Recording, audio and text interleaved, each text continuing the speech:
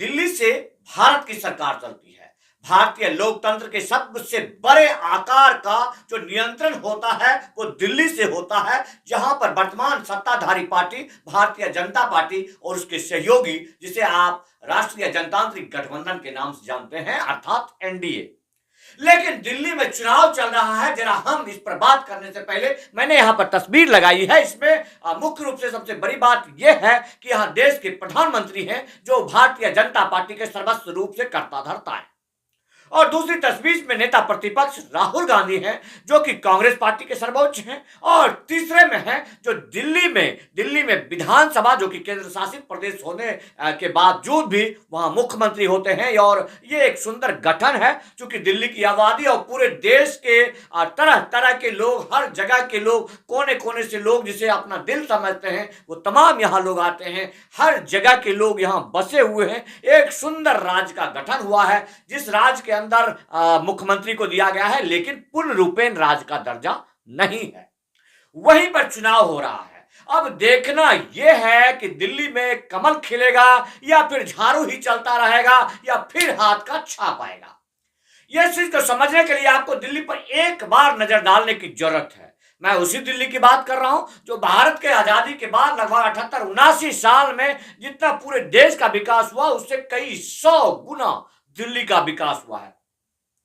जब पहली बार मैं दिल्ली 95-96 में गया था, तो जिस तरह से मुझे देखने को मिला था, जन जगहों पर मिला था, उसके बाद लगभग जब मुझे 2001 में जाने का मौका मिला, तो वो जगह मुझे परिवर्तित दिखी। और फिर उसके बाद सालों में या 2 साल में जब हम एक बार दिल्ली जाते हैं, तो दिल्ली पहचान में नहीं आती है।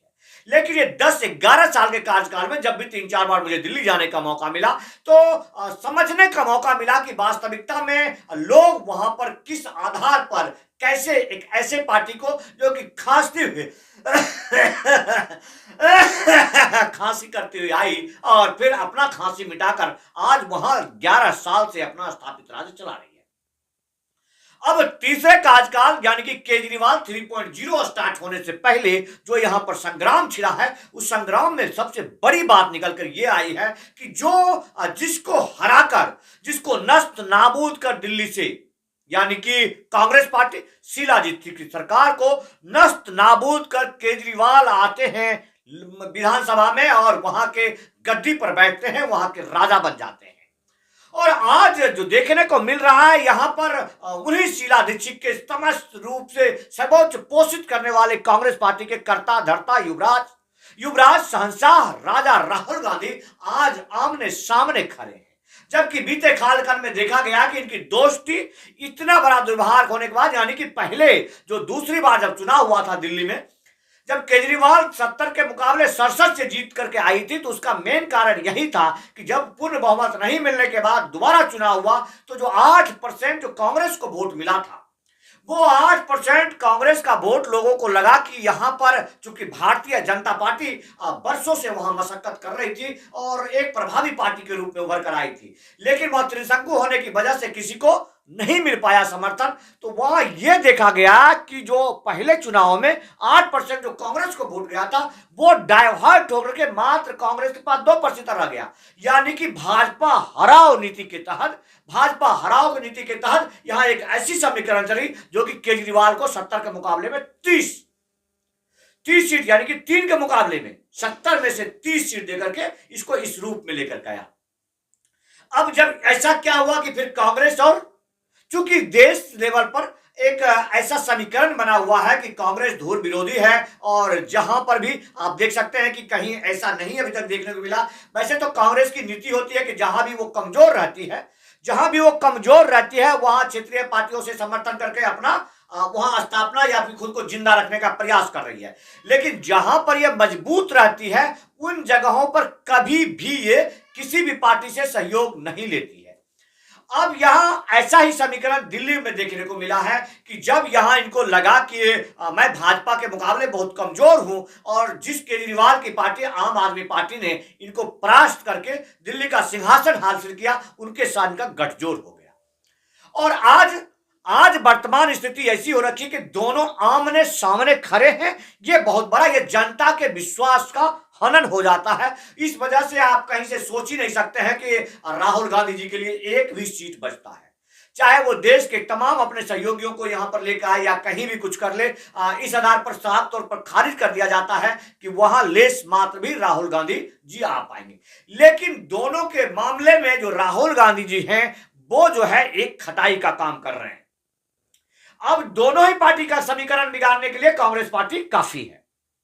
अगर आम आदमी पार्टी यहां अकेले रहती और आम आदमी पार्टी और भारतीय जनता पार्टी के बीच में ही मुकाबला होता, तो मुझे लगता है कि भारतीय जनता पार्टी चाहे देश के प्रधानमंत्री या गृह मंत्री अमित शाह या फिर तमाम अपने जिस तरह से पूरे देश के अलग अलग नेताओं को लेकर के कैंपेनिंग कर रहे हैं, मतलब यहीं पर आपकी हार दिखाई देती है, आपका पराजय यही दिखता है कि आप एक ऐसे पार्टी जिसे अब तक आप क्षेत्रीय पार्टी कहते हैं, जो कि दिल्ली से चलकर पंजाब में सरकार बना लेती है, गुजरात के चुनाव में जाकर के अपना दमखम दिखा देती है और वोट का परसेंटेज बढ़ा करके अपने आप को साबित करती है कि मैं दिल्ली तक ही सीमित नहीं हूं। उस पार्टी के खिलाफ आप पूरे दम खम से उतरते हैं, मतलब आपको एक बहुत बड़ा डर है या फिर दिल्ली को आप हासिल कर लेना चाहते हैं। आप कहते हैं कि अब डबल इंजन की सरकार के तहत हम यहां पर काम करेंगे, तो सरकार में डबल इंजन कैसा? लोकतांत्रिक रूप से जो राज्य का अधिकार है, आप कमीशन लेते, टैक्स लेते समय तो आप ये बात नहीं बोलते हैं। ये बात बोलने वाले उन नेताओं को सोचना चाहिए कि हम जो बात बोल रहे हैं ये जनता को चुभ रहा है, वहां के जनता को चुभ रहा है, वहां के विश्लेषकों को चुभ रहा है कि आप करें कि हम काम तभी करेंगे, हम आपका हिस्सा तभी देंगे जब आप हमको वोट देंगे, यानी कि आप सौदा कर रहे हैं। इस पर इलेक्शन कमीशन को संज्ञान लेना चाहिए कि आप जो शर्त रख रहे हैं वो शर्त लोकतांत्रिक रूप से बिल्कुल गलत है। बिल्कुल गलत है कि आप कहते हैं हम काम तभी करेंगे और ये देश के प्रधानमंत्री बोल रहे हैं, और उल्टा देखने को मिलता है कि नोटिफिकेशन जाता है जो कांग्रेस इलेक्शन कमीशन का जो शोकॉ जाता है वो केजरीवाल के लिए जाता है। तो इससे पब्लिक एनवायर होती है, जो आपका काम है वो नीतिगत नहीं है, नीतिगत नहीं है, जिसके वजह से साफ तय हो जाता है कि यहां पर अगर केजरीवाल जीत जाते हैं तो यहां पर केजरीवाल 3.0 की शुरुआत होगी। और मुझे लगता है कि दिल्ली को, वास्तविक दिल्ली को, जो केजरीवाल जी ने अब तक, चूंकि इनकी नीति से ही मुफ्तखोरी जो कांग्रेस ने अब तक 70 साल तक राज किया, वही सीख करके, वही ट्रेंड लेकर के केजरीवाल एक पढ़ा लिखा आदमी है, बुद्धिमान आदमी है, विद्वान आदमी है, और जैसे को तैसा नीति के तहत वो आ रहे हैं। और यहां पर उन्होंने ये नीति अप्लाई किया, जिस तरह से कांग्रेस मनरेगा चलाकर, लोगों को अनाज देकर, कंट्रोल सिस्टम चला करके लोगों को भूखमरी कगार पलाता रहे, ना कभी शिक्षा पर ध्यान दिए, नहीं कभी रोजगार पर ध्यान दिए, ना कभी देश की उन्नति पर ध्यान दिए, जिसका वजह हुआ है कि 2014 में नरेंद्र दामोदर दास मोदी आए और उनका तीसरा कार्यकाल चल रहा है। कांग्रेस खारिज, भाजपा इसलिए खारिज चूंकि आप शर्त रख रहे हैं, जो कि शर्त आपका बहुत ही गलत शर्त है, और आप ये कहते हैं तो ये लोकतांत्रिक देश में चलने वाला नहीं है। अगर इस शर्त के साथ आप दिल्ली का तमाम वो चीज बंद करते हैं जो उसका अधिकार है, तो मुझे लगता है कि आपको सत्ता भी छोड़ना पड़ सकता है। नरेंद्र दामोदर दास मोदी अगर यहां दिल्ली में चुनाव हार जाते हैं और यहां खुद कैंपेनिंग की बागडोर अपने हाथ में रखे हुए हैं, और अगर यहां हारते हैं तो समझिए उनका देश में हार हुआ है, अगर उनका हारते हैं तो देश में हार हुआ है। और केजरीवाल अगर एक समान सा सिर्फ उस क्षेत्रीय तक रहता है, और आपको जब लोकसभा का चुनाव आता है तो आप आरोप लगा करके जेल में, वो भी बहुत गलत नीति होती है। लेकिन मान लिया सुप्रीम कोर्ट का न्याय समझिए या हाईकोर्ट के संज्ञान के बाद कम से कम उनको चुनाव प्रचार के लिए मिला, और लेकिन यहाँ सहयोग नहीं मिला, तो टोटल जो लोकतांत्रिक समीकरण जो बन रहा है, यहाँ पर दोनों ही कांग्रेस और भारतीय जनता पार्टी का जो समीकरण है वो सिर्फ एक ही है कि कांग्रेस पार्टी चाहती है कि हम किसी तरह से केजरीवाल जी को हराएं, और भारतीय जनता पार्टी चाहती है कि हम किसी तरह से दिल्ली को हासिल करें। क्योंकि ये आपके नाक का सवाल है कि पूरे देश में आपका शासन है, और जिस दिल्ली से आप शासन करते हैं वो दिल्ली आपके हाथ में नहीं आ रही है, तो ये बहुत बड़ी बात है। तो हम आपको यही खुद आपके निर्णय पर छोड़ाते हैं। आप कमेंट बॉक्स में लिखकर बताइए कि हमारे विश्लेषण से आपको क्या समझ में आया। क्या दिल्ली की सरकार बदल जाएगी? दिल्ली की सरकार बदलने का मतलब, है कि दिल्ली की सरकार भी बदल जानी चाहिए, यानी कि हमारे नरेंद्र दामोदर मोदी जी अगर हार जाते हैं तो स्वतः उनको यहां से यहीं पर तौबा कर लेना चाहिए और साधु बन जाना चाहिए, किसी मठ को और चले जाना चाहिए। अगर वो दिल्ली नहीं जीत पाते हैं तो केजरीवाल जी के लिए साख बचाने के लिए उनके पास है ही क्या, जो क्या बचाएंगे? अगर वो जीते तो भी जीत गए, हारे तो भी जीत गए। अगर वो हारते हैं तो यहाँ पर देश के प्रधानमंत्री, देश के इतने सारे बड़े नेता के साथ सामने यदि खड़े हैं, लड़ रहे हैं, इतना ही बहुत है। और कांग्रेस पार्टी के पास कुछ है नहीं, वो ना इधर का ना उधर का। तो इसके साथ ही मैं आपको यहीं पर छोड़ जाता हूं।